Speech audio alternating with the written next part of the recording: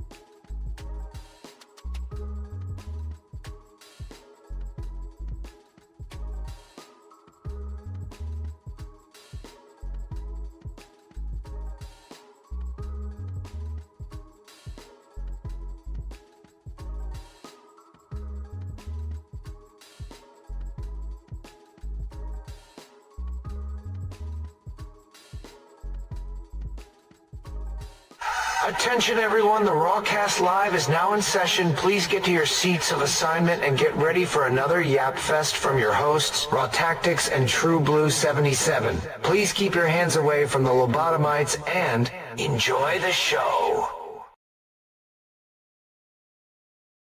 Ladies and gentlemen, we back, baby.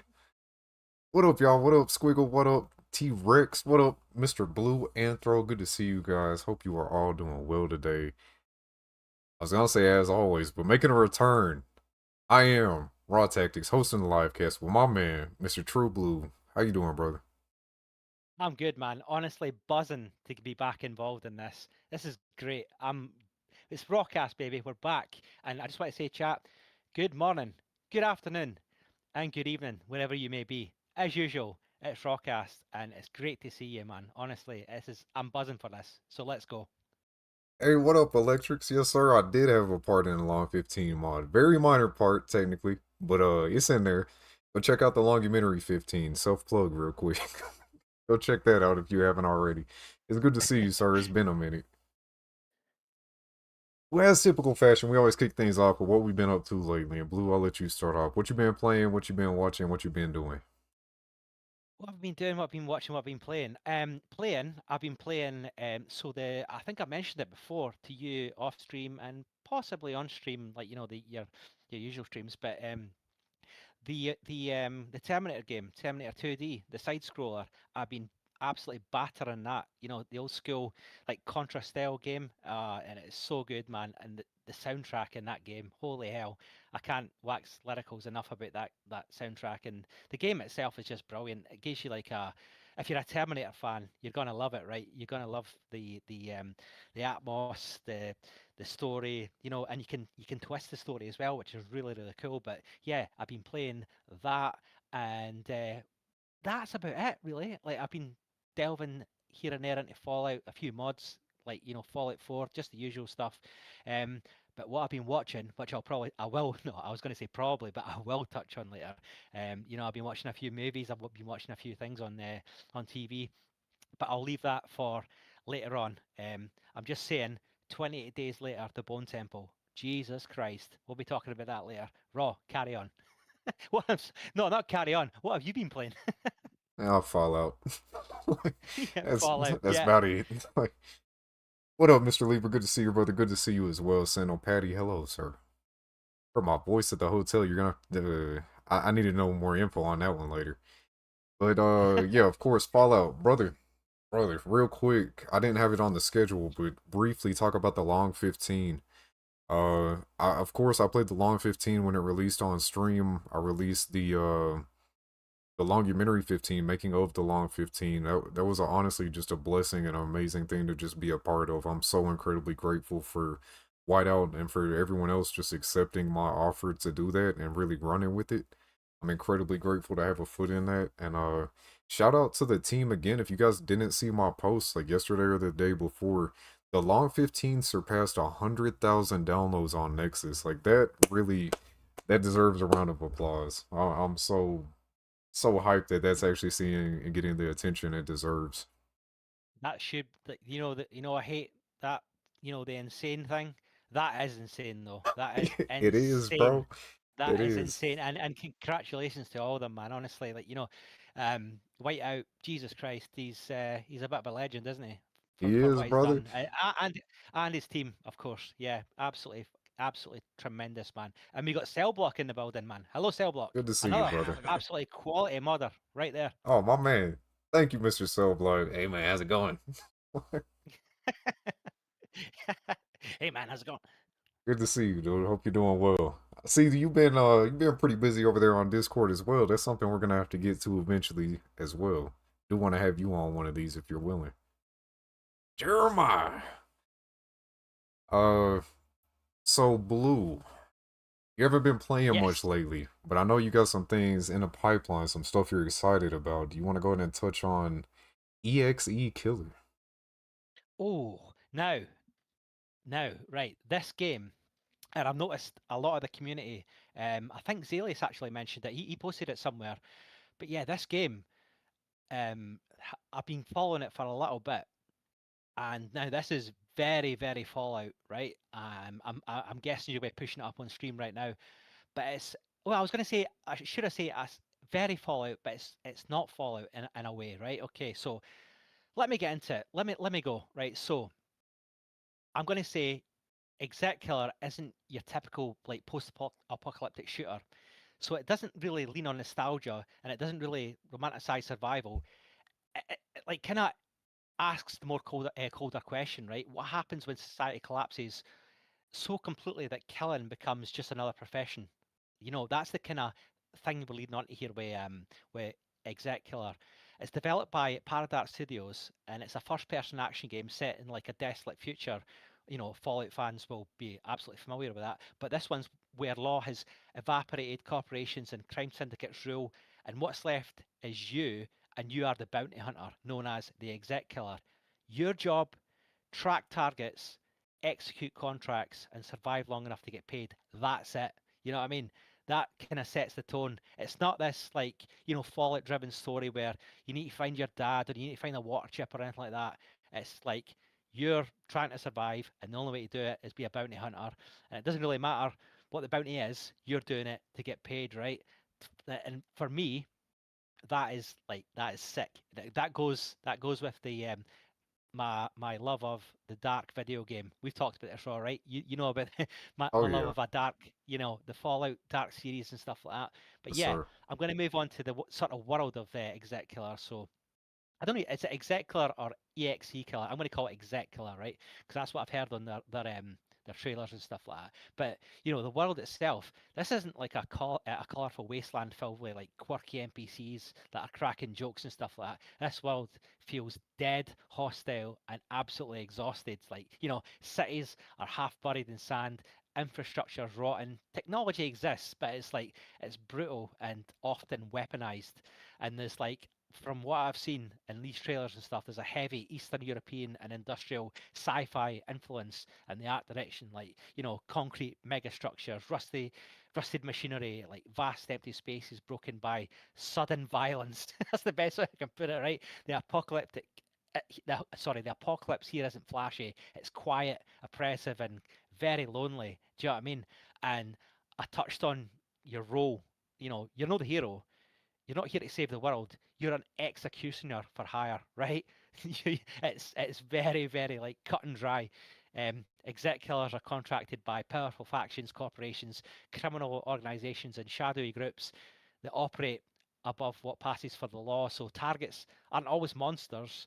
Sometimes they're rivals. Sometimes they're whistleblowers. It could be people who simply know too much, and the game just doesn't tell you why someone needs to die, and that ambiguity is intentional, which I absolutely love. Do you know that sort of side of it, Raw? I mean, give me your thoughts before I go even more into it.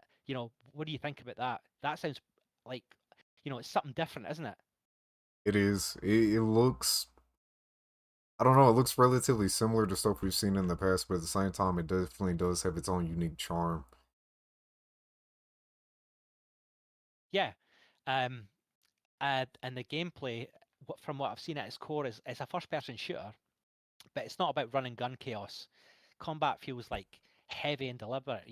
Weapons kick hard, ammo matters, enemies are dangerous, and I guess you're like encouraged to approach like every encounter tactically using positioning, environmental awareness, and timing rather than raw reflexes. No pun intended, raw. But there's there's a notable, like, definitely not manhunt reflexes. I'll tell you that. Right? There's a notable, like, I can see emphasis on close quarter fights and there's brutal weapon feedback, and the enemy AI looks to be quite solid. Every fight feels like it could be your last if you get careless, and that constant tension, should I say? That's the point. You want to get involved in that sort of stuff. It's got the exploration and level design as well. The abandoned cities, the industrial complexes, like I said, deserted highways and underground facilities. And I'm just like going back to something you said. Like we've had our fingers burned a little bit a few times with games like Atomfall, Avowed, and things like that. What was supposed to be the next big thing. But Yeah. I genuinely think this one could be a hit.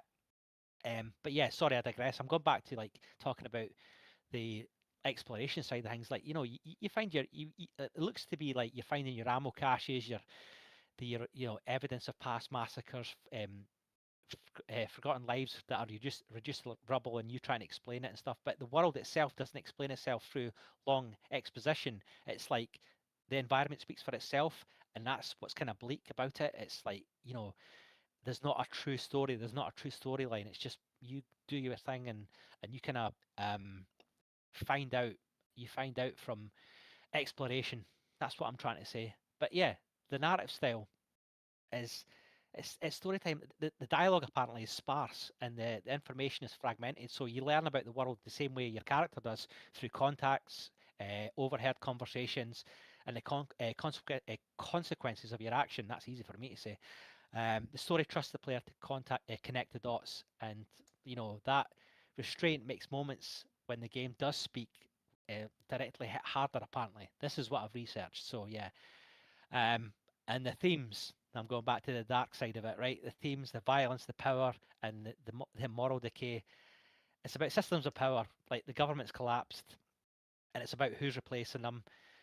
Um, the violence isn't chaotic. It's structured, organized, and contracted, and you're part of that system. So the game doesn't judge you outright, but it never lets you forget what you are. So you're a bounty hunter at heart, aren't you? And every contract completed reinforces the idea that survival that comes with it is the cost of humanity. I like that tone. And going about the tone, it's like it's oppressive, and the sound design is like minimal, intense. From what I've seen, music creeps in. It's quiet when like the silence is used as weapons, and even calm moments feel uneasy. And again, man, I'm just buzzing for it. I think why it stands out, it's not that flashy, it's not comedic, and it's not comforting. And what I see is what it's focused.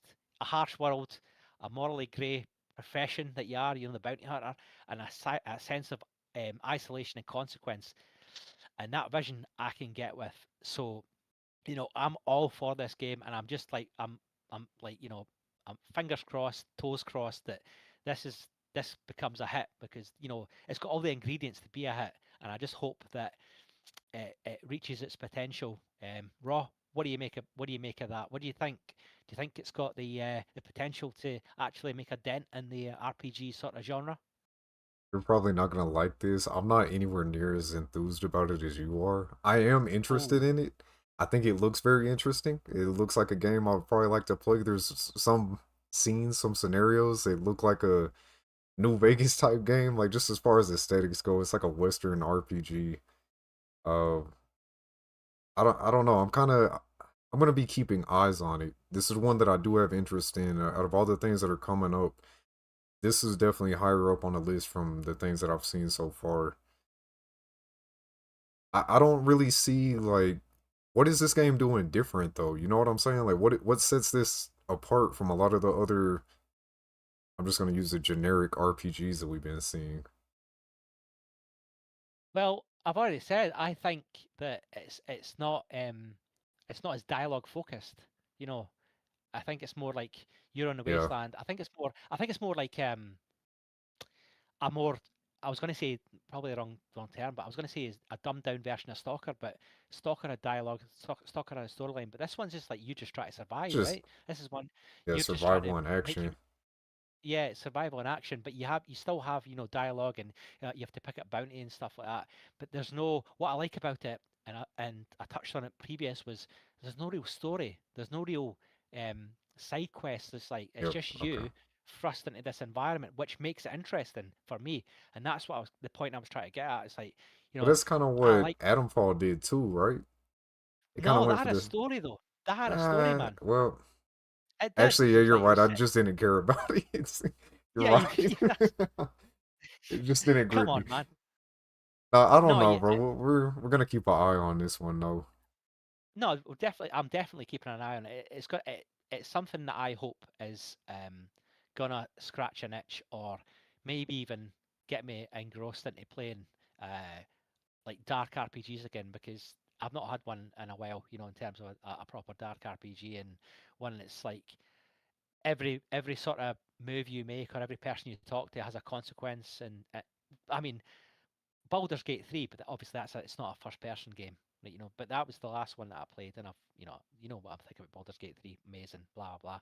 But yeah, this one is on my wish list. So, what do you think, chat? Do you think this looks good, or do you think this is going to end up in the sort of pool of Atomfall and you know uh, your Avowed and that sort of thing, yeah, and your Dragon Age? Oh, well, we're not talking about that crap, but yeah, the games that um are so hyped up that they fail to hit the mark.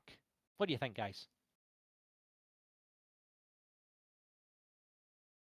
Aside from this, the main thing that I have really been looking forward to, I'm not gonna go too deep into it, but Blood of the Dawnwalker. This is the game that's being produced by the previous lead writer, if I'm not mistaken, for The Witcher 3, right? Yeah, Yeah, I got the trailer up on screen right now with some of the latest footage from just a week ago that we've seen. This game looks amazing. It's very much Witcher, uh, but you play as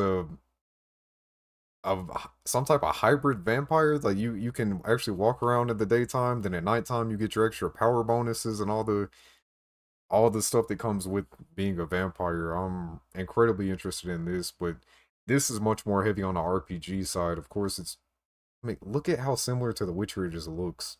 Like pure aesthetics. This is definitely Witcher. I'm curious to see if they're gonna somehow tie this into the same universe or not. I doubt it because he's not even doing this with no, yeah, he made his own game studio for this, right? This has nothing yeah, to no, do so with CD Projekt Red.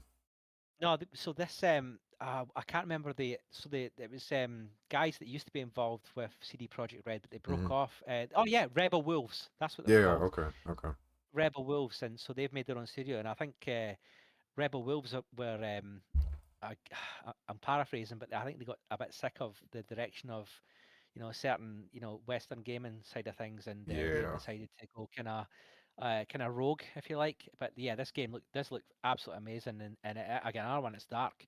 We saw that, we watched that on a previous RawCast, didn't we? The intro where yeah, it was bloody, it was brutal. The vampires, because you play a vampire, a guy that is a vampire, should I say, and through the day you're a normal person, but at night you obviously become the vampire, and then but there's the vampires basically the vampires in this game have capitalized on the fall of society, so they've rised up and they've took advantage and took over. So it's a vampire orientated. They are in charge, so they're like if they need blood of people, they just go, they demand it. There's that's like rituals where people are brought to them, and they're essentially they're lambs to the slaughter. It's one of those worlds. Very Witcher, if you like, that sort of theme. So yeah, man, I'm really looking forward to this one again, another dark one. Yeah, I've had the gameplay up, the recent showcasing of the actual gameplay in the background. It's so much Witcher, it is crazy. Like, You can see the it- combat. You can see the yeah, combat and stuff, can't you? you can definitely see the inspiration from The Witcher, which honestly I'm cool with. The Witcher didn't have the most in-depth combat, but that was never really the point of the game. The combat was fun. It was engaging enough. It could be like incredibly intricate if you really delved into like the schools of magic and potion crafting and all. Like you can make it incredibly deep when you really get into it, but it doesn't really focus on that. Witcher was a role-playing game before anything else. Yeah. And it looks like they've really just ramped all that up. Like I'm incredibly interested in the story of this one. Uh I know that you were wanting to talk about the movie, but I think we're gonna hold off on that till later on if that's okay with you. Absolutely. But on the topic of TV shows, movies, and all that, uh, what do you think about the casting of the live action Lara Croft? I want to know chat's perception. Have you guys seen this? What do you guys think about this? So, for those of you that don't know, this article is titled "The First Look of Sophie Turner as Lara Croft in Tomb Raider" is here. Earlier this month, Amazon Studios gave us a look at the main cast for upcoming Tomb Raider show. So, of course, following the trend of Fallout having its major success, Amazon invested in another video game series, this time with it being Lara Croft, and this is her. I'm gonna give chat just a second. Sophie Turner actually looks good. Ooh, coming in hot. Alright, coming in hot, Anthro. So, here's my very brief take. The outfit, very 90s. Very 90s Lara Croft. I love that they actually had the cojones, the huevos. They had the courage to go with this type of look over some of the other styles of Lara Croft. I like the little crop top, the little small booty shorts, all that. Dope. The guns, like the straps, all that. It's so Lara Croft. And the circular glasses, but there are some certain assets of those early 90s games that seem to be missing from the real life counterpart. I'll just step in here. I'll just step in here, right? I'll just step in here and say, where the fuck are the triangular tits? Yeah, Right? they gotta Where be the triangles, bro. They should have done it for the where memes. are Like the fucking triangular fucking pointy tits? I'm she, disappointed, they man. should have I'm given out. her a triangular bra just for the promo material. Like just for the promos. Oh my God. I had to get that out there. She's wow. That is a hot take. Modern Angelina Jolie, yes, but back when she did the Tomb Raider, no. I don't agree with that take at all, Intro. Her right now, this is like Patty said. I agree with what Patty said, but at the same time, I'm not the biggest fan of that right there. It's not doing it for me, boys. Can you go away, please? Oh, looks like we're dealing with ads. That's fine. Oh my. We should be Okay. celebrating. Oh, We got all right, all right. Look, we're just yeah. gonna go on from this one. I like the Oh, outfit. I'll give oh, them that. I'm glad that they went with the '90s outfit. Continuing on with casting for Kratos. I approve of this one. I really approve of this one. This dude was from what? Yeah, Sons of Anarchy. The Abandons. Ryan Hurst has been cast as Kratos in Prime Video's God of War from Sony Pictures Television, Amazon. Wow. Amazon MGM Studios, based on PlayStation's ancient mythology-themed video game. The series received a 2-season order, with pre-production underway in Vancouver and casting has begun. This is Kratos. For those of you that don't know, of course he was in Sons of Anarchy, he was in The Abandons, which they credit him for. However, he actually voiced Thor in God of War Ragnarok. He was Thor. So he's already got some experience with the God of War series, and that's dope that he actually continued on with that. I really approve of this one. So he played Thor. Yeah, exactly, Infamous. What do you think about that one, Blue? Do you know who this guy is? You approve of this one? no. Well, no, sorry. it sounded like I didn't approve. I have not played any of these games, the God of War Oh games, wow. so I have no idea. I have no idea, man. That's my honest He did take a on it. really good So job in Ragnarok. Like, I know Ragnarok wasn't really for everybody. There's bits and pieces that I like, bits and pieces I don't like, but as far as the casting, I think they really did a really good job. One thing that I just love about it, man, it's just like Henry Cavill. When Henry Cavill was wanting to play as Geralt in the TV show, regardless of what you think of him as an actor, person, whatever, he was a gamer. He enjoyed the series and he wanted to be part of it. This dude enjoyed the God of War series, what part he had in it, and he wanted to continue being part of it. One thing he's that we've mapping been it. seeing a lot lately is like with Walton Goggins coming out and saying that, I'm summarizing, of course, I don't give a damn about the video games. I have no interest in them. I'm not gonna play them. Don't ask me to play them because the shit's not happening. But brother, this one hurt. I don't know why this hurt. It's kind of to be expected. But Ron Perlman, have you guys seen this?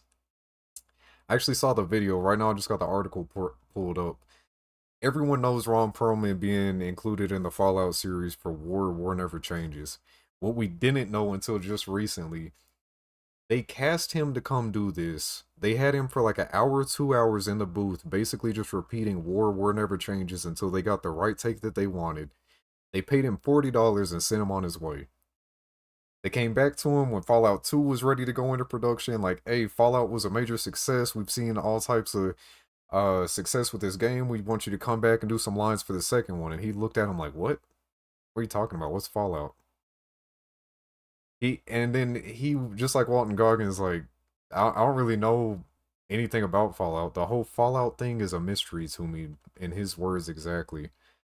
Uh, I don't know why that kind of hurt. Like, they say don't meet your celebrity crushes, the people that you like, don't meet them in person, you know? Your heroes. There we go. That's what I was looking for. Yeah. Don't meet your heroes in person. Like, I mean, it's kind of to be expected. I never really saw Ron Perlman playing these games, but just hearing that from him, I don't know. You got anything to add on to that one, Blue? Like, I would be. I think I'm in the wrong Perlman camp, and in terms of, if they paid him $40 and a sandwich or whatever the hell it was, mm-hmm. I'd be like, all right, get fucked. I'd be like, yeah, well, I'm not interested anymore. Um, because I always, you know, Ron Perlman for me, the War Never Changes line from Fallout 1 is like one of the most iconic things I've ever heard. You know, Right. as part of an intro, right?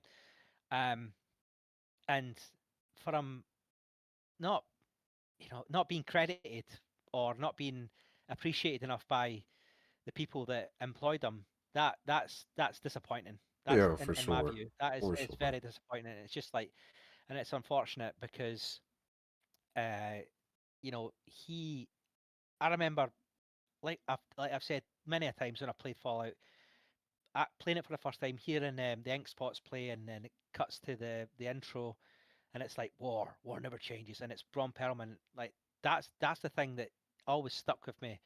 I've always thought about getting a tattoo of war never changes, but I've never had it. I've never had it done. But that's how much I appreciate that line. It's like it's iconic in the Fallout franchise and universe, and for him not to get that credit, or not get the appreciation is pretty damn sick, in a bad way for me. It's disgraceful, actually. So I'm aboard the Ron Perlman not giving a fuck train.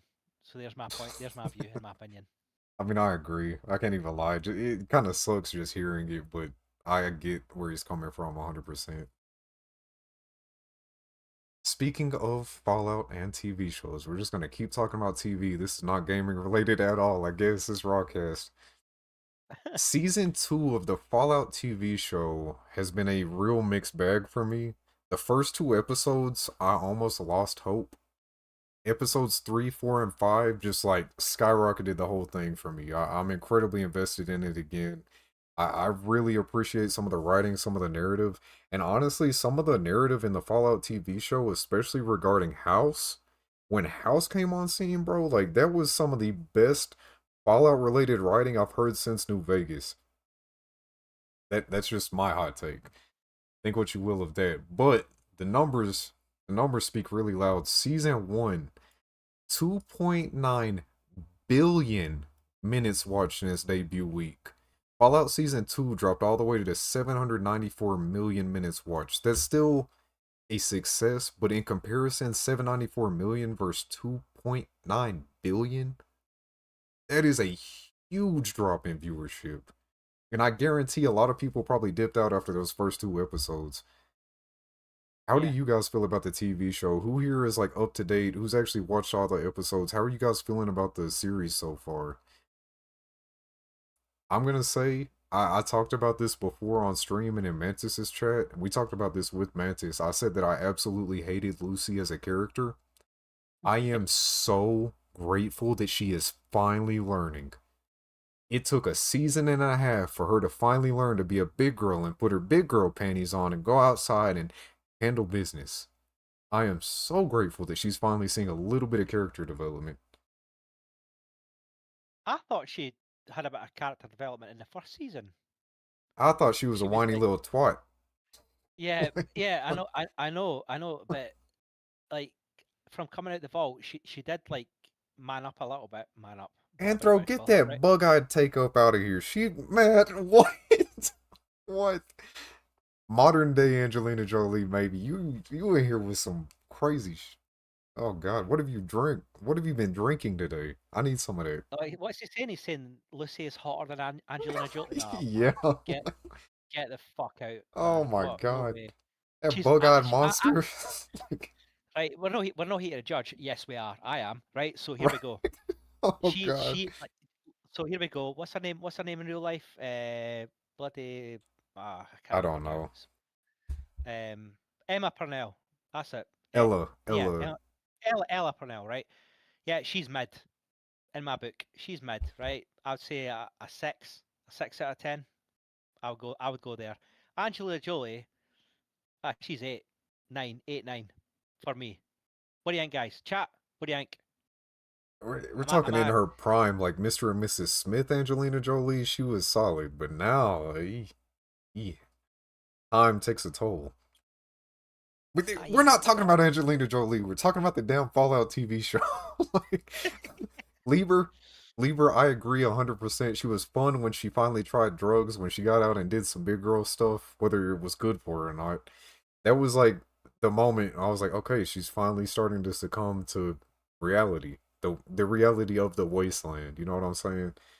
That was the big moment where everything started changing. And then when she was in the shop, spoiler alert, I'm not gonna go too deep into it, but that scene with her in the shop and the dude that was wearing clothes that were definitely not his, I started to lose faith again. She's still showing her ignorance and how she talks too damn much. Because if she would have just shut up, she could have got out of there with all that stuff that she had. You know, the stuff she picked up? She could have got out of there and not even had to fight. Well, anyway, I was trying not to spoil too much, but we kind of got into it anyway. would Lucy go up in your estimations, right, if she had triangle tits? Fucking shit. Oh my god. Probably. Probably. It would take away from the giant circular eyes, like. So she's got bug eyes and massive Yeah. triangle tits. That's what does it for me. Oh god. Yeah, that's That's a the 10 out of raw 10. way. Jesus Christ. If she played Fallout, Okay. go ask her, Anthro. You probably got her number on speed dial. Yeah.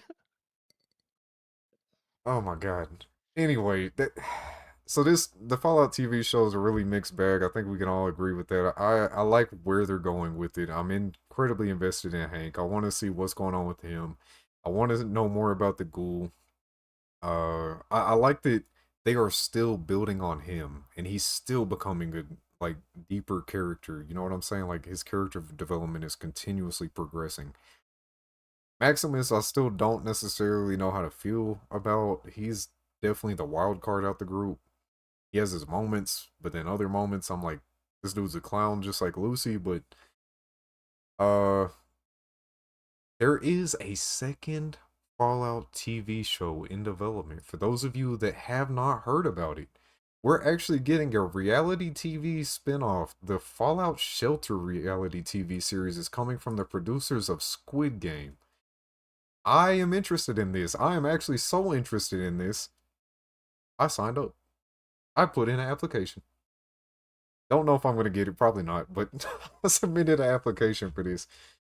I'm Uh, going to sign up. I'm in. I'm in. I want to do this. Dude, you have to. I honestly, I want all of us to sign up for it. If a single one of us made it in there, I would be so stoked. If this is Uh, Squid Games, by the way, like um, if it works like that, survival of the fittest, Raw, you're fucked. yeah. I'm gonna destroy you if you're in here. Oh yeah, for sure. I just want to be part of Yeah, it though. yeah, you'll be bloody messed in like I don't know 10 minutes. From Amazon itself, quote unquote, set inside Vault-Tec's bomb-proof vaults, Fallout Shelter drops a diverse group of contestants into an immersive, high-stakes world inspired by the games.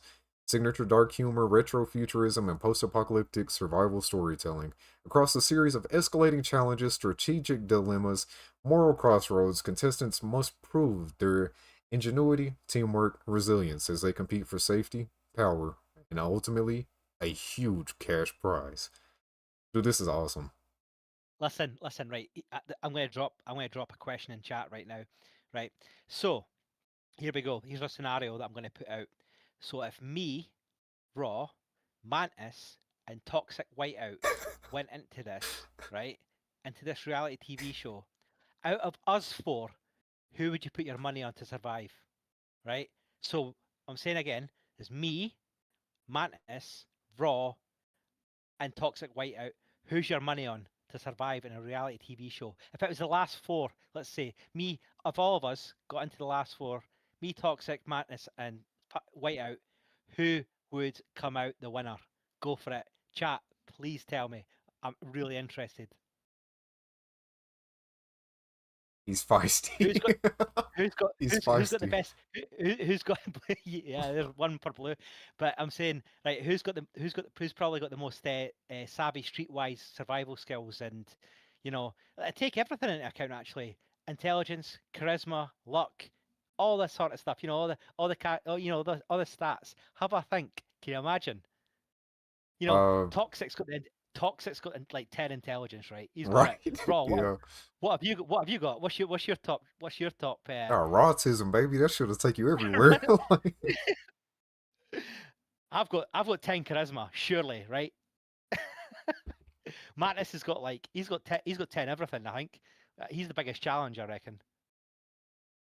while you guys are debating all this, in it, continuing on with what's actually happening, Patty, I don't know.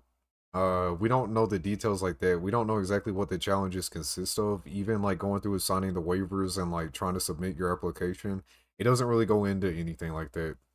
All that we know, really, this paragraph right here, this is incredibly important.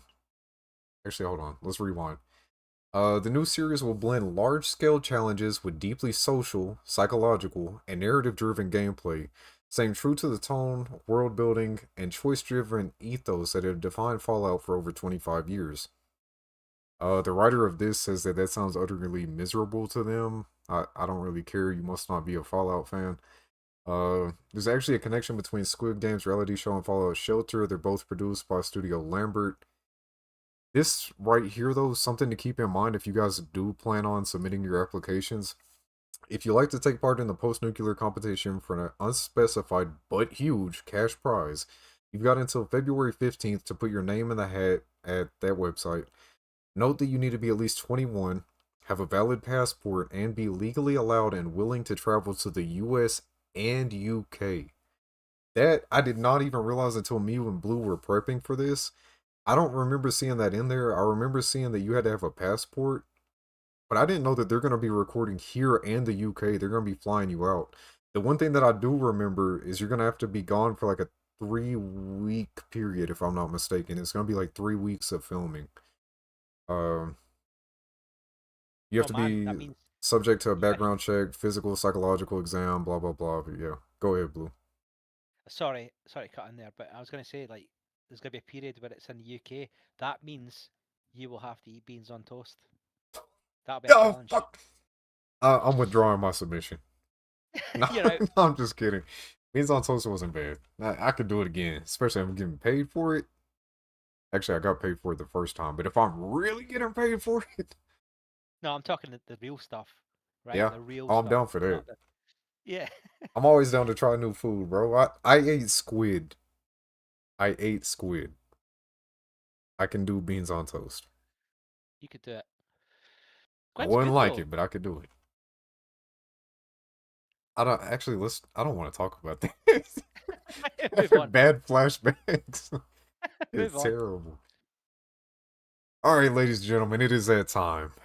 It's time to talk about some actual gaming news. Chris Avalon. Now that is a Ooh, name here we we should go. all be familiar with. Blue, how would you describe Chris Avalon? I describe him as a legend. I describe him as one of my. When somebody says Fallout, there's Chris Avalon, there's Tim Kaine, you know, there's Fergus Ucker, you know, all the ones that were um, heavily involved in the early Fallout games. And yeah, I would describe them as top tier,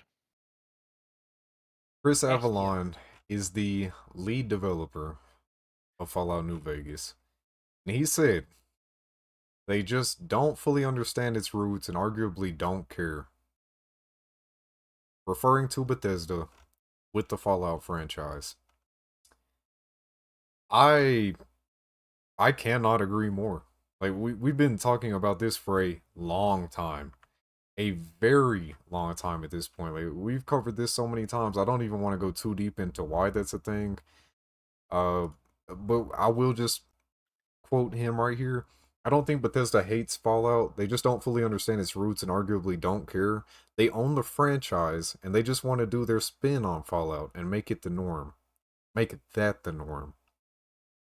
Bro, we have been preaching this for so long. And seeing the lead developer of the arguably the best Fallout, definitely the best 3D quote unquote modern Fallout, like say the exact same thing, it's just it goes to show like we need better writing in Fallout. That's the main thing. They don't understand the series. They increase gameplay. They've spent so much money working with Bungie and made the game feel so much better with Fallout 4. But Fallout has never necessarily been about the gameplay. It's the storytelling. Hmm.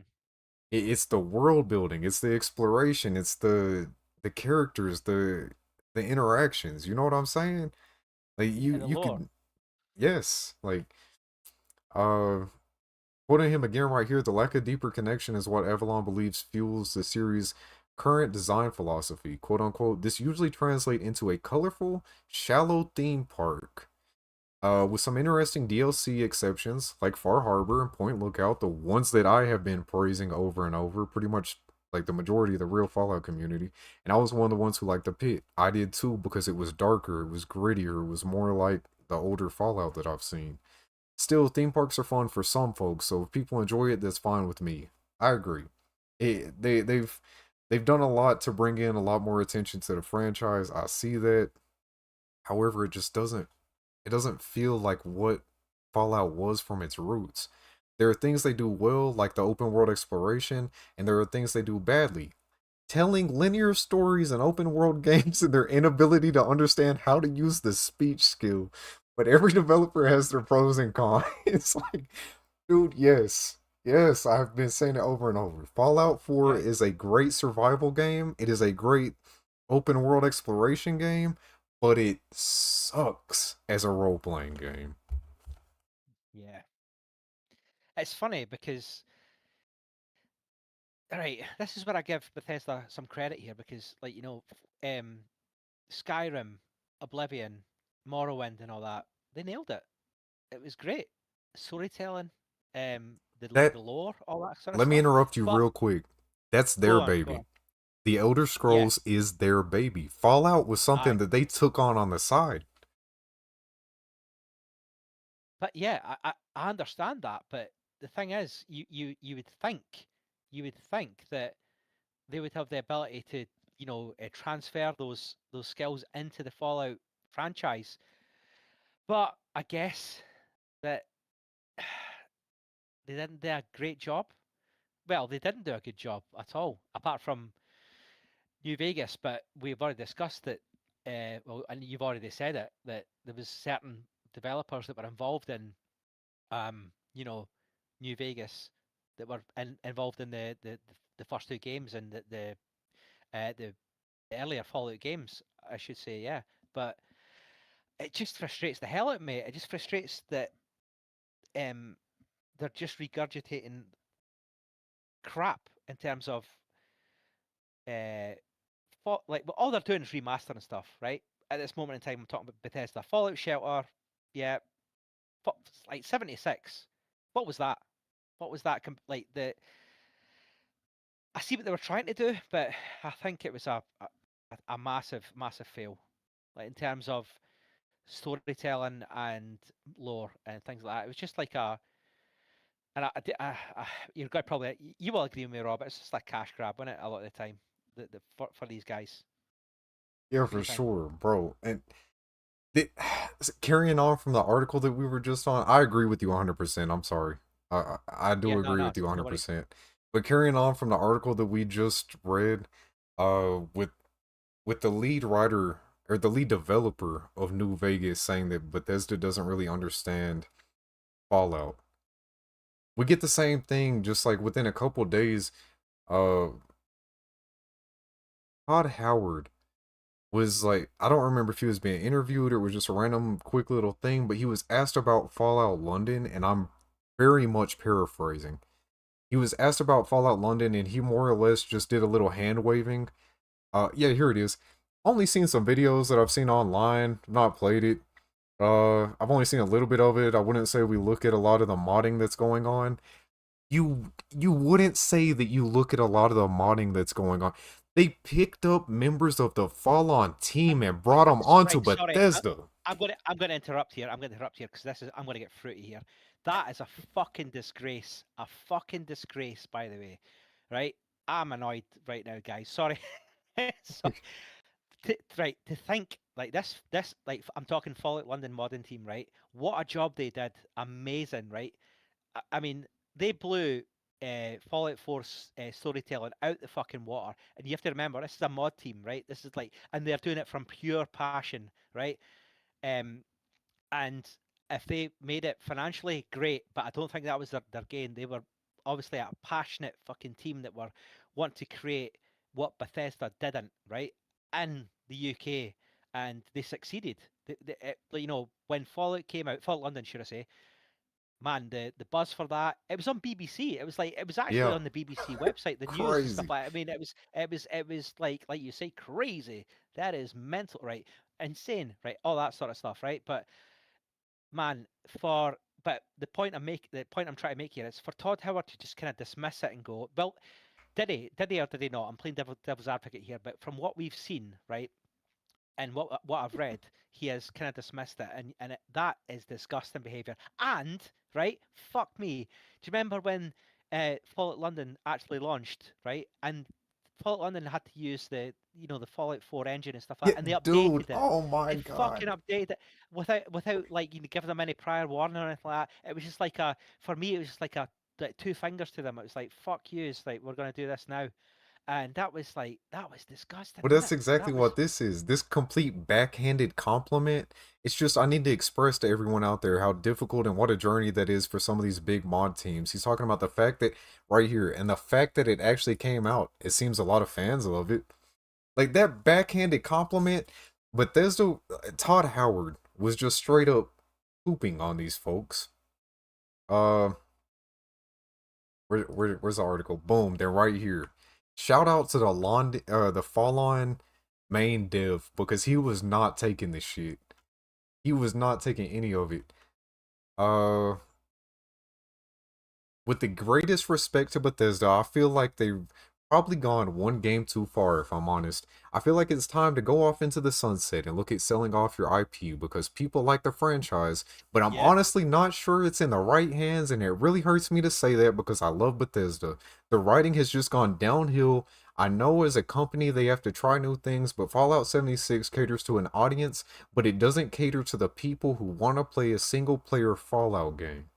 We have been preaching this, and to hear it from like I'm just gonna say the big Fallout mod, right? Like, this one got all Yeah. the attention. It got its own installer got all its own thing. I'm But you not can. discrediting other modders. It's just Listen, sorry to interrupt, Rob, but you can class, right? I'm gonna chuck obviously the Fault London team. What you're saying is, sorry, what you've just said, but then you can put in like even long 15 toxic whiteouts mod. You yes, can put in countless modders. You've got Cell Block. You've got all these. I'm going to shout out Libor. People that are chucking out these mods, pure passion and stuff like that, and you're getting this from the from Todd Howard. Fuck me, it's so disrespectful, man. It's yeah, I don't like it at all. And if anything, I don't know, like any modders that are in the chat, how do you feel about that?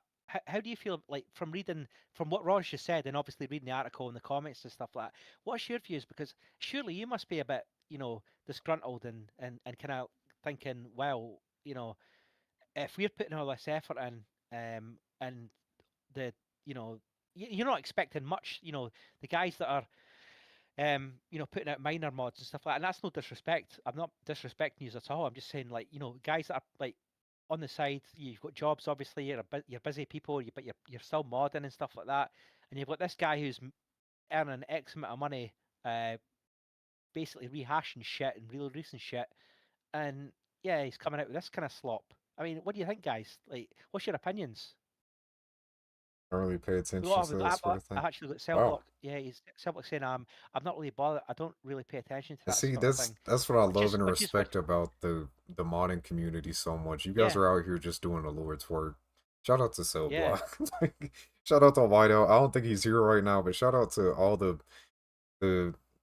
veteran modding devs out there. You guys are really what keep these games alive for me personally and for a lot of people around this community.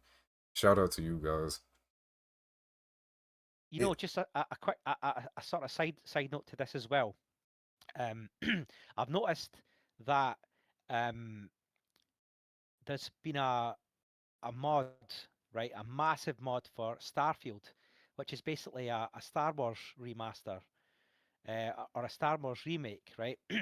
I'll keep this brief though, but it looks amazing. It's like they've totally remastered or remade Starfield into a Star Wars mod, and I've seen the footage. It's like so detailed.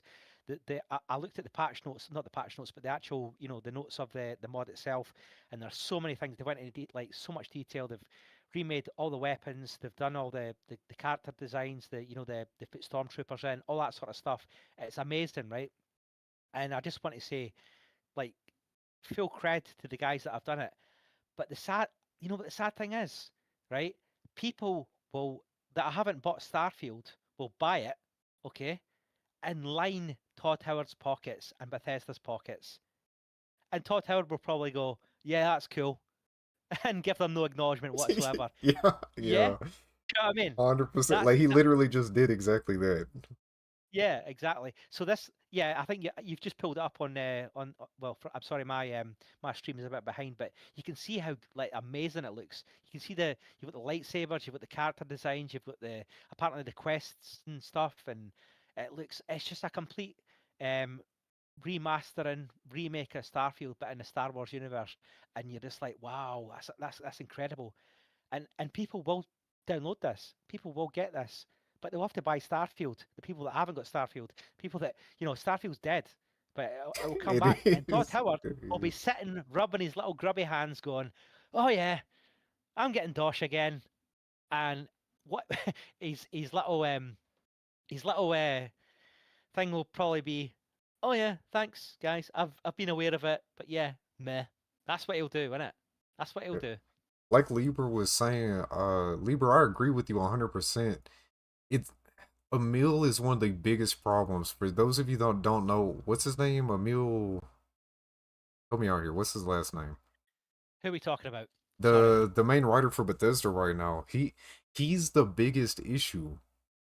He doesn't know how to write. Like they were saying, where'd the line go? Uh, we're going back to the same article that I was referring to before with the main Fallout London dev. I think if they're gonna stay on board, they can stay with what they've got. I don't think Skyrim is the best game of all time like some people. It's a very, very good game. I just feel like they need to improve their writing. I agree with that. I reckon if You they know. could inject the quality of some good writers, then the next Elder Scrolls game will be great and the next Fallout game will be great. But they need better writers. I have been saying for a while that that is the biggest problem. Everyone's been saying that. All the true, like, diehard Fallout fans have been saying that for years. It is the writing that sucks, bro. Like, it's only getting worse. I don't know, Blue, the Star Wars Genesis, the mod we were just covering. Do you know anything Yeah, about the story in that? That's one thing I haven't really heard too much about. I've seen how it completely overhauls visuals and there is a story involved, but do you know anything about the story? I don't. I don't. I'll be honest with you, but because Tagliarulo. Thank you, Lieber. Go ahead. yeah, I've seen that as well. I'm not trying to pronounce that. Fuck that. But yeah, I've not delved deep into the story and stuff like that. As far as I am aware, it's like it's got its own like full main quest, loads of story, side quests, should I say? And you can just see from the footage, man. Jesus Christ, like the attention to detail from everything from it when it comes to the armor, the characters and the voice acting and stuff like that. It looks amazing, and I wouldn't doubt that the bloody main quest and story and the dialogue, should I say, is just something that's probably better than what the Bethesda team could do. I don't doubt it. What a world we live in, man. What a world we Yeah. live in. How's it going, Bob? Good to see you, brother. Writing makes a good Oh, game. I can take bad visuals. Dude, I'm with you 100%. That's why right now, oh, mate. like, I'm gonna, you know what, screw it. I wasn't, look, Sorry, give me a second. There's always a moment in this Rawcast when Paul joins the chat and I have to go, Paul, yeah. Sorry, just had to get that out there. that's why right now, wow, that modding guy's about to hit it. Look at all the people. You guys have no idea how many notifications I get on this video alone. Like on a daily basis. Modding Fallout 3 in 2026. There are people constantly going back to Fallout 3, getting it set up with just making it stable because yeah, you have to mod the damn game to make it stable so you can actually play it on PC in 2026. That game came out in what, '08? We Yeah. gotta mod it just to get it playable. That is absurd. But there's still people going back, like, because the writing was better. It's still Bethesda level writing, but Fallout 3 was so much better than what they did with Fallout 4. Like, I remember playing The only Oblivion. reason that sorry to cut you off there, Robert. The only reason I still play Fallout 4 is because of mods. Yeah, dude, That's it. 100%. Have you seen my streams? Like, I'm literally Yeah, streaming on mod that completely changes the game, and it's all about yeah. the survival mechanics. None of it is story focused. And It's all the, it's all like sort of personal preference for me. When yeah. it comes to mods, I'll dive into Nexus or whatever, and you know mod it to how I want to play it, and that's it. Because they have the template essentially is like okay. Well, no, it's not okay actually. It's fucking dog shit. But the modders have made it so much better. They've like they've made the mechanics better. They've rehauled some of the engine and stuff like that. You know, there was so many bugs when Fallout 4 launched. Like what was the one that like the glare?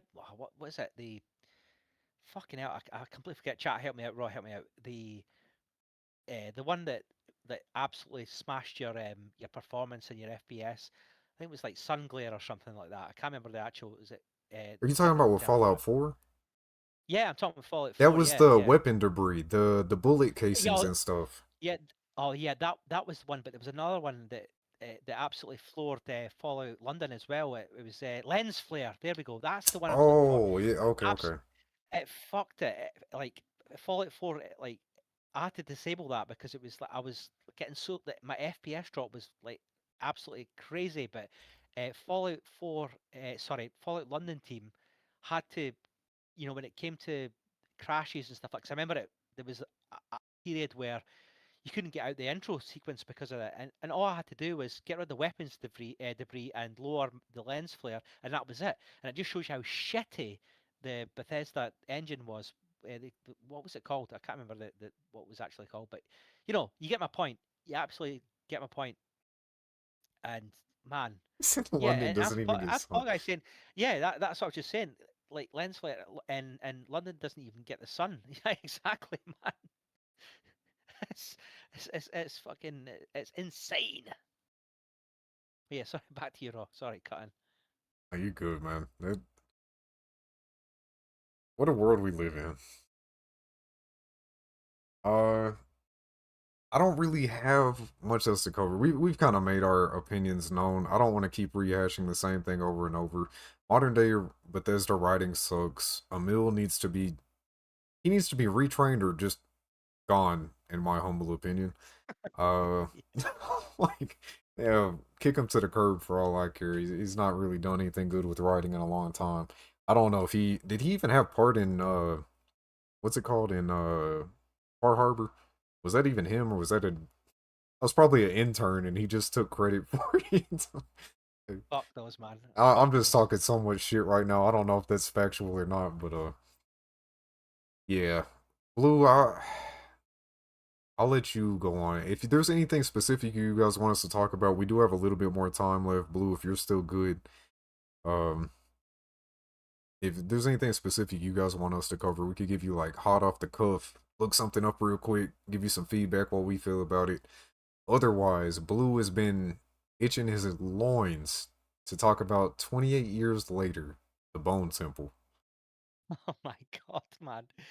I Zelda swear movie? to Hold God, on, right? real quick. Zelda movie Go on. casting? I've He's not cut heard me off. about it. I've not heard anything Yeah, about that. no, let's go with that one. Let's go with the Zelda movie casting. Is that a Oh, real okay. thing? Right, I see where this is going. Right, okay. So, Anthropology, you're probably talking about Princess Zelda and not Link, right? Oh Is this what we're god. saying? Or are we talking Link or yeah, I think I know where he's going with this.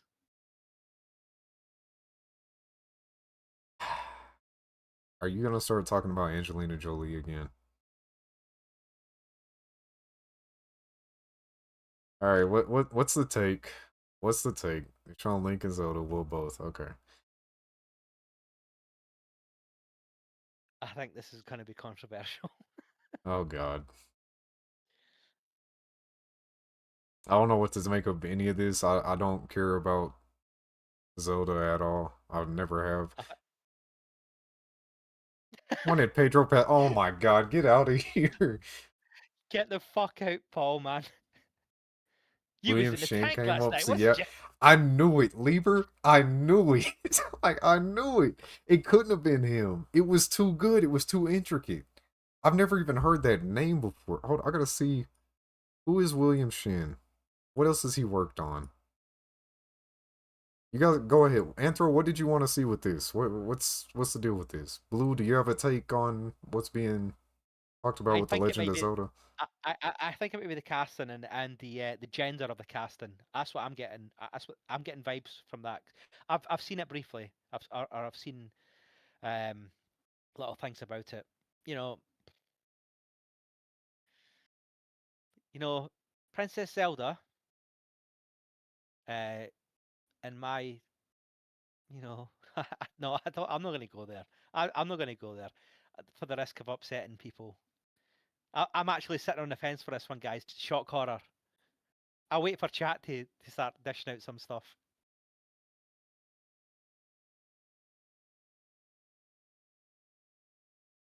You'd use an ad blocker? Of My course. God. Of course. Skyrim. So he worked on Star. He was the lead quest designer in Bethesda's Starfield. What? How did he go from Far Harbor to leading quest designer in Starfield? He must have been on some really strict, like really tight restrictions. Because if he My God. led Far Harbor, and that doesn't even sound right. Patty knows what I'm talking about. Lead designer, something Wicked Games.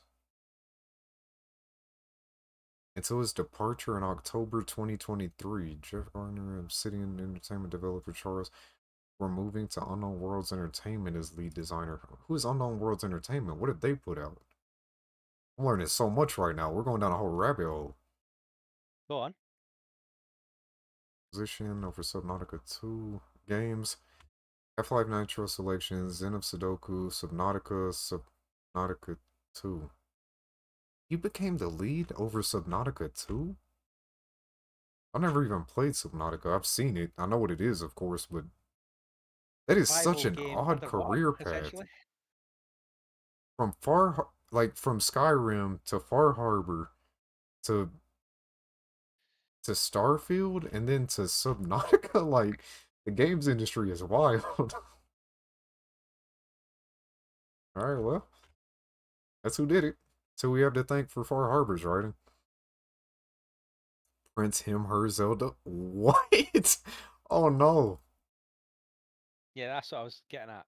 Oh no, is that really? Oh,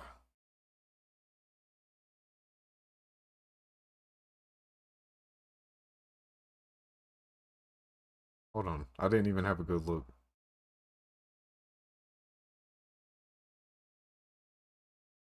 Uh,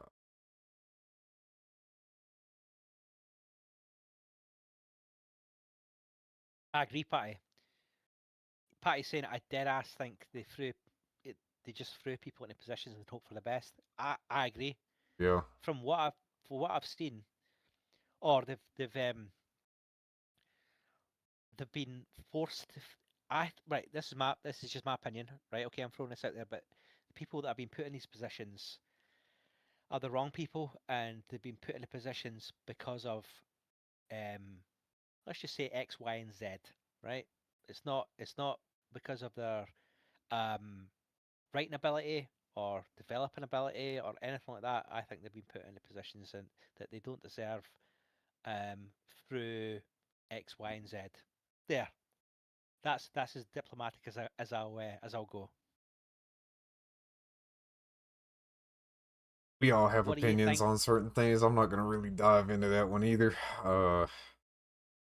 That what you said seems to be a common industry trend. Instead of going for talent, instead of going for stuff that makes sense, it's a lot more what's it called? It's a lot more subjective rather than objective. I think there's a little clique maybe that's going on as well. It's like it's who you know. Yeah, I think that's I think that's that maybe the that's case. also very probable. I could see that definitely being a thing right now. Again, guys, like we talked about before, we had a whole RawCast where we went in on that, went back with Kingdom Come Deliverance 2. None of that matters to us. We just want Yeah, good casting. I don't absolutely. care. Like, we're not gonna go all into that. It just we want to see good product. We don't care who does what as long as the product is good. It seems like a lot of industries not really caring about any of that. Anyway,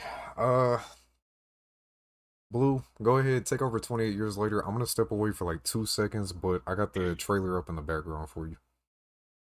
Okay, cool. So have you got the right one? You got the Bone Temple one, right? Yeah, that's it. Awesome. Right. I've right. So background and context.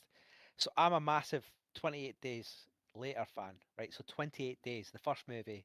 I don't know if you like some of you guys are aware. Like it's features Killian Murphy of Peaky Blinders and stuff like that. And then the they released 28 years later, and then they went on. Sorry, 28 weeks later, which was like non-canon apparently, and then they went on to make a release 28 years later, which divided critics. Right? Apparently, it was a great movie, but a lot of people were disappointed with the ending. It's like I'll go into it. It's like so. It's essentially I was going to say zombie film, but it's not a zombie film. It's people that are infected by a rage virus, right? And chat, help me out, guys. People like let me know if some of you have seen it, right? I'm sure a lot of people. Paul, you must have seen this. Um, but I want to talk about 28 years later, the Bone Temple, which I went to the cinema, and it's very rare for me to do this, right? To go to the cinema myself to go and see a movie because I was so hyped about it, right? Now, the reason I went to see this, one, first, I still think 28 years later was awesome, right? A lot of people say they didn't. But this one is this is next level. This is absolutely next level. The ending to 28 years later introduced a character called Jimmy Crystal, okay? And you probably see him he's wearing that purple tracksuit. And my God, right?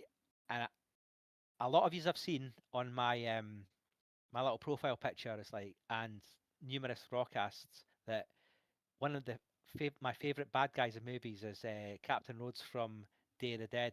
Well, Jimmy Crystal has just overtook it. So Patty, if you're listening, you're gonna have to do a total rehash of any future RawCast, because this guy is he's a top bad guy. His name's Jack O'Connell, like in real life, the actor. And I'm digressing here, right? Now let's go into the Jimmies. We'll talk about the Jimmies, man. These guys, I sat down in the cinema for 20 minutes and the intro to this movie, and I'm a veteran when it comes to horror and gore and stuff like that. And I genuinely, like 20 minutes into this, I had to look away at times because I was that shocked. Fucking hell, this movie is it, you know, bloody hell. It was one of those ones that, like, your jaw drops when you're in a cinema and you're just like, holy fuck, man, this is a bit too much. But at the same time, you're in awe.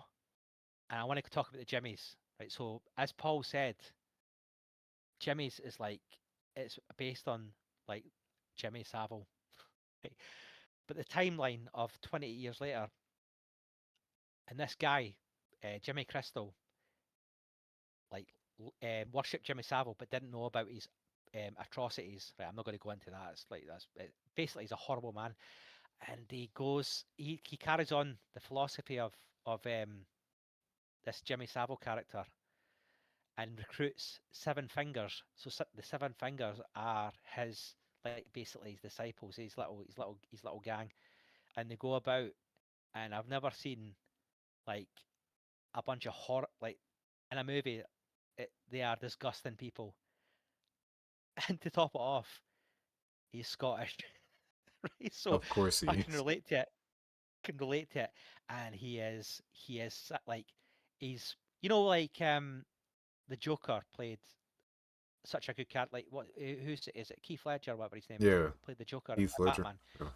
Yeah, so he was such an unpredictable character. This guy, Jimmy Crystal, is like, one minute he's like um philosophizing with people, like joking and stuff like that, and next minute he's the most cold-hearted, horrible person. And it shocked me to the core watching this. He gets these seven fingers to do awful things to people. They just roam about. They're like Fallout Raiders, essentially. Um, like destroying, like they're obviously surviving against the infected, or like, if you want to call them zombies, you can call them zombies, but the infected. But he is like my new favorite bad guy in any movie that I've seen. He is so well played, and I highly recommend. I'm not even talking about the story. I'm just talking about the Jimmys here right now. But the story itself as well. It's got a guy that's trying to tame the infected using medicine, morphine, and other hallucinogenics and stuff like that. Man, guys, you need to watch this film. It's not a 10 out of 10. It's an 11 out of 10. People, like I said, people criticised the 20 years later for having a bit of a dodgy ending, or not being. The tone was like a bit disrupted, but this one, the tone, bloody hell, man. Just I yes, hold, fucking go. That just sums him up. Old Jimmy boy, Jimmy Crystal, my new favorite bad guy. Guys, if you like a bad guy played well, you need to watch this movie. What Again though, what I will say is, do not watch this movie while you're eating your dinner, because you're gonna throw up. You're gonna be disgusted. Okay, but hey, from what you've seen in the trailer and stuff that Ross got up there now, tell me what you think, because get to the cinema and watch it, because I seen it on day one, and it's incredible, man. Absolutely incredible. Thoughts, Raw? I definitely want to watch it. I was interested in the end of 28 Years Later. I was one of the people that hated how it ended. Like, obviously, it was being set up for a sequel, obviously. But I wasn't necessarily the biggest fan of how it ended, but I'm definitely going to be watching this. Yeah.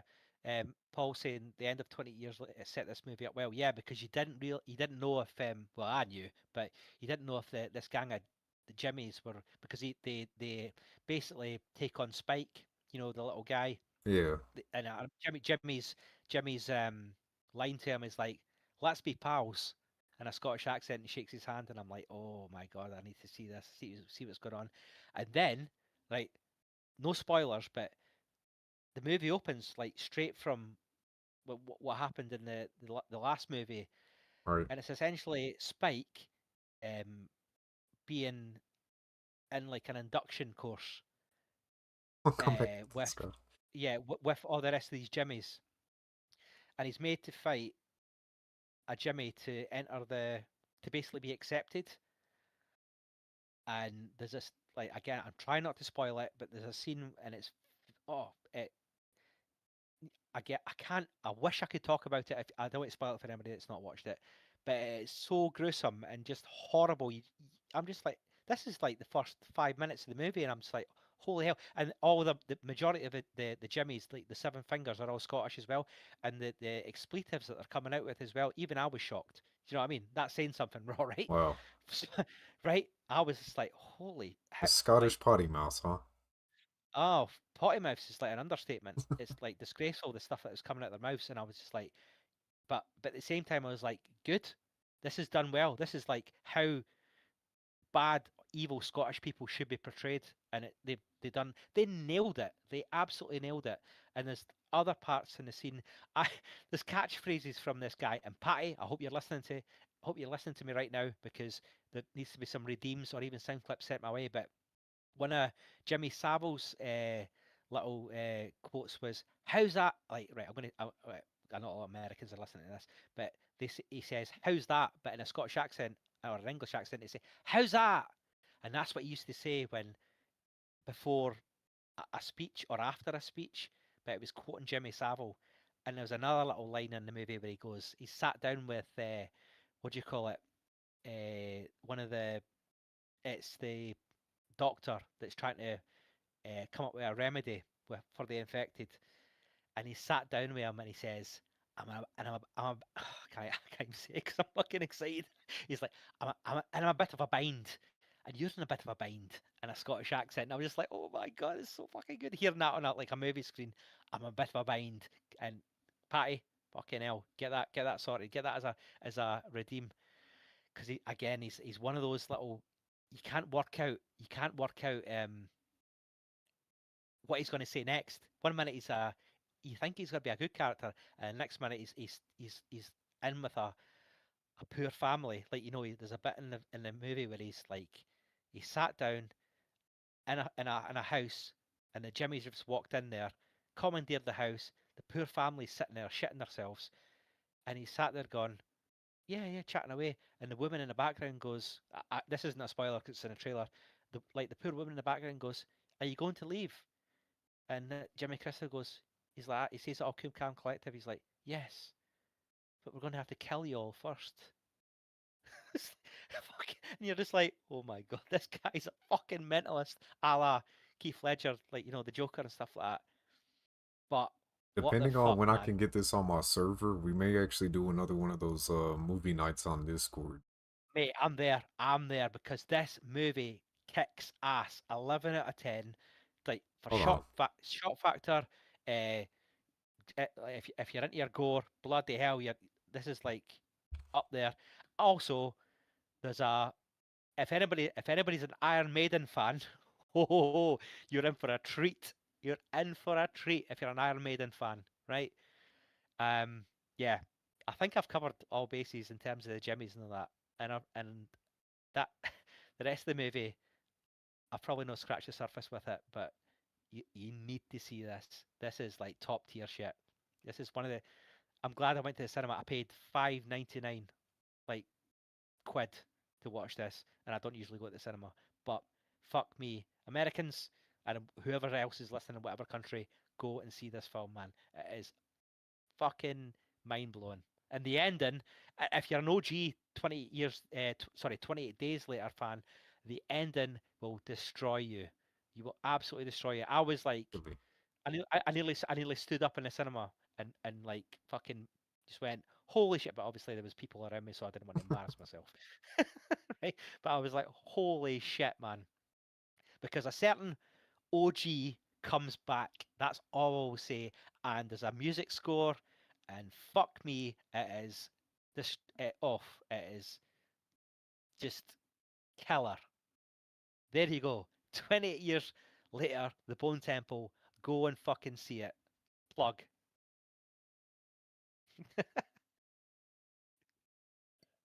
Uh, yeah. Have you watched? Are you watching some of these trailers, Raw? Yeah, I've had them up in the background. I just took it down for a second. I was looking at a couple websites to see if I was gonna be able to get the movie anytime soon. No. I've already checked. I'll link you. I'll link you if need be. I've been looking as well because I want to watch it again. Holy shit, Jimmy. Yeah. Check out if anybody wants to check out the awesome, uh, the actor that plays Jimmy Crystal. His name's Jack O'Connell. He was in Sinners, and he was also in Skins for the old school UK guys in the chat. Paul, you're probably aware of that, but yeah, Jack O'Connell, my God, and he's English, and he nails the Scottish accent, does it so fucking well. And I'm talking like evil Scottish accent, done well, um, just absolutely nails it. But Jack O'Connell, check him out. Such a cool guy, such a cool dude, and you have to appreciate him. He's down to earth in his interviews as well, and yeah, he's not a Todd Howard. Let's just put it that way. Right. Well, fellas, I think that's gonna about wrap it up for us. Blue, is there anything else that you wanted to cover that we haven't covered? Is there any last minute add-ons? No, I've rambled for like a little while there, so and that was a ramble, but yeah, yeah. Thanks for letting me have that little segment to talk about 20 years later, the Bone Temple, because fuck me, what a movie, so good. But yeah, no, cheers, Raw. I've got nothing else, man. Right there, brother. Guys, thank you all so very much for chilling with us for so long, for engaging, carrying on the conversation. Mr. Cellblock, thank you for stopping by as well. Mr. Lieber, thank both of you guys for being here. Shout out to Patty for all the amazing artwork. As always, this would not be the same without you. If there's anything you guys want us to cover in the next installment of RawCast, please let us know. There's a tab in Discord. You can put request recommendations there. I think I might still have a RawCast tab. If not, I'll fix that. Yeah, let us know if there's anything you guys want us to cover throughout the week. Definitely. Yes, Anthro, I will be streaming later. I'm gonna take a little break. I've been up since 4 o'clock this morning. I got home from work, got immediately back to work doing this, went live for you guys, so I need a little bit of downtime, but I will be streaming some more Fallout Anomaly here in just a little bit. So stay tuned for that. Ranking Angel, dude, get out of here. You know, that would probably end up being my most successful video. That would surpass the Long 15 and all my modding guys. Like, that would probably be the one to put me on the map. I might have to do it just for Anthro.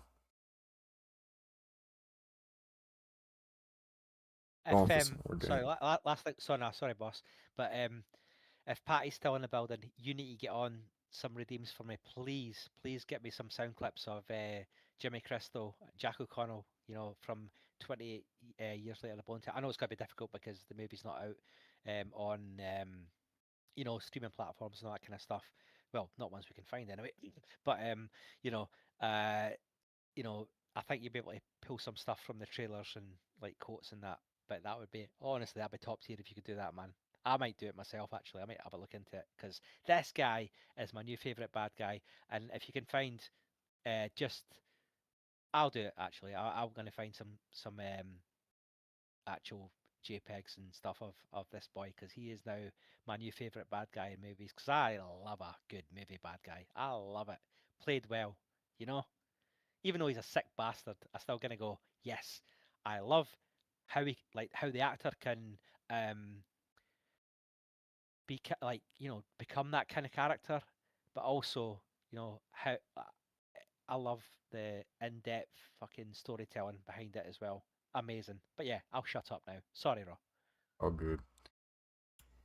Yep, you guys too, Mr. Pog. Thank you, Libra Sentinel, Anthro Infinite. Thank you all for being here. Ladies and gentlemen, that is going to conclude tonight's episode of the RawCast. If you enjoy what you watch, please consider hitting that like button. Subscribe if you haven't already. Share this stream. Get us some additional exposure. I'm trying to get to 5K in the next few months, and I cannot do without you. But until next time, you guys stay active, stay healthy, stay hydrated, stay in the scripture, and we look forward to seeing each and every one of you next time on RawCast. Good night. Huzzah!